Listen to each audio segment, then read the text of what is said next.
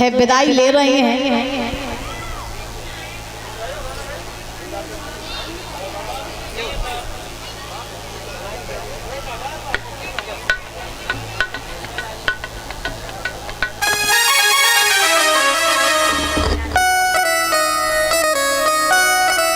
बहुत बहुत धन्यवाद है।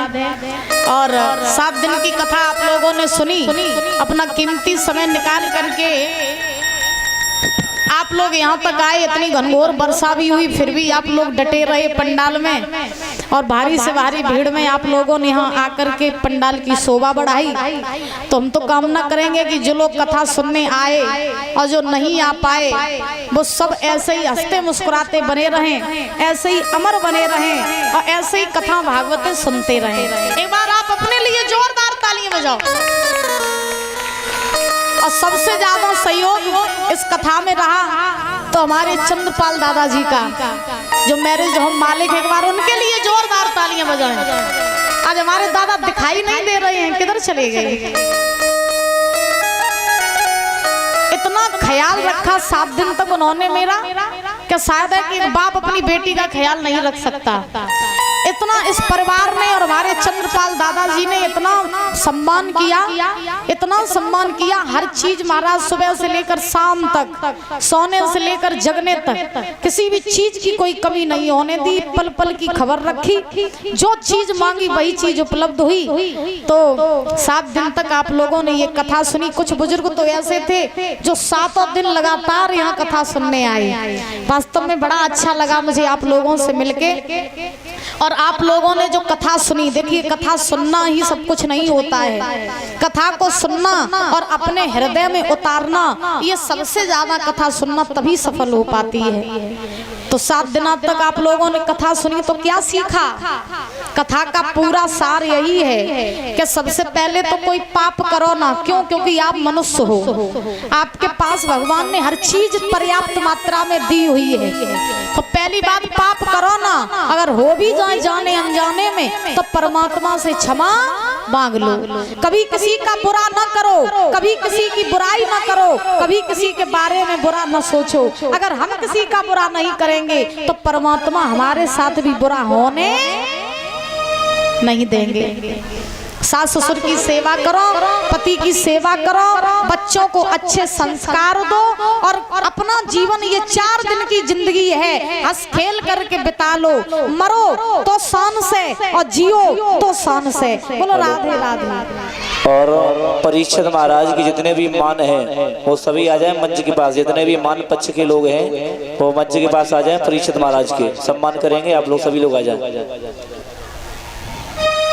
तो चलते चलते बस कुछ ज्यादा नहीं, बस 2 शब्दों में कहना चाहेंगे कि इन 7 दिनों के भीतर हमसे या हमारे किसी स्टाफ से कोई भूल बनी हो तो अपने छोटे छोटे बच्चे समझ करके क्षमा करें। हम ना कोई शास्त्री, ना कोई ज्ञानी, ना कोई वक्ता। दादा हम तो आपकी छोटी बच्ची बन के इस व्यासपीठ पर बैठे, आप लोगों को कथा सुनाई, तो कोई भूल चूक हुई हो तो क्षमा करना। जो ज्यादा बोलता है उससे कुछ ना कुछ गलती हो ही जाती है। हम तो तुच्छ प्राणी हैं। आप लोगों से हमने ज्ञान सीखा, ये ठाकुर जी की कृपा हुई, व्यासपीठ मिली तो आप लोगों को कथा हमने 7 दिन तक सुनाई। तो हम यही कामना करेंगे कि आप लोगों का आशीर्वाद, प्रेम और दुलार मुझे पर ऐसे ही बना रहे और ऐसे ही हम भी आगे बढ़ते रहे और भगवान के मार्ग पर चलते रहे। यही हम आप लोगों से कामना करेंगे।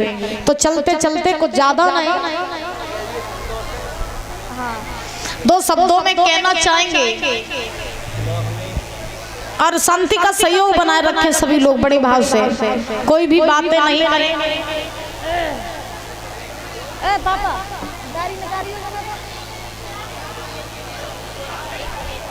मोटी वाली निकाली है।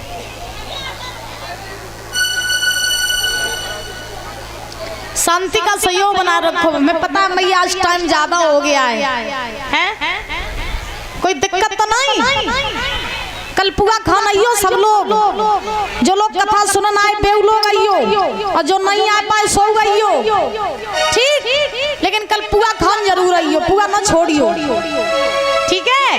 अच्छा एक बार जोर से बोलो राधे राधे, और जोर से बोलो, बोले वृंदावन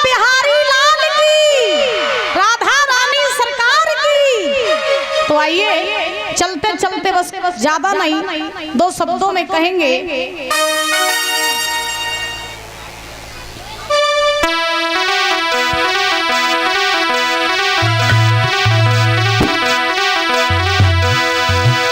क्या खुशी का है मौका मगर क्या करूं कि खुशी का है मौका मगर क्या करूं मैं। राम नाम रटते रहना और समझा रही हूँ हम परदेसी अपने घर जा रहे हैं। हम परदेसी अपने घर जा रहे हैं।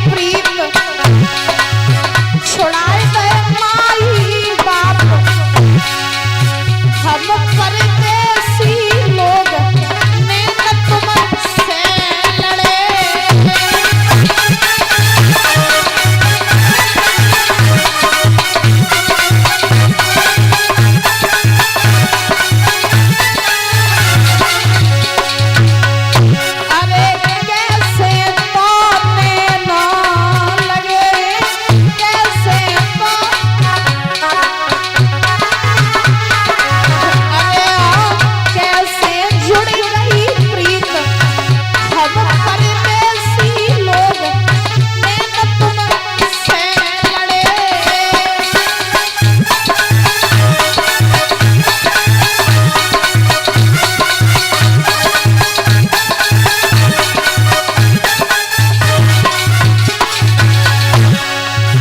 हम तो चाहते अपने गाँव सबको राम राम राम।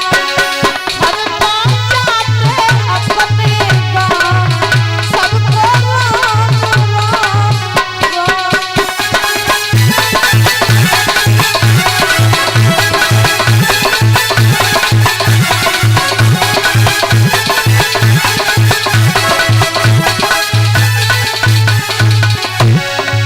लाडो जाती अपने गाँव सबको राम राम राम। हम तो चाहते अपने गाँव सबको राम राम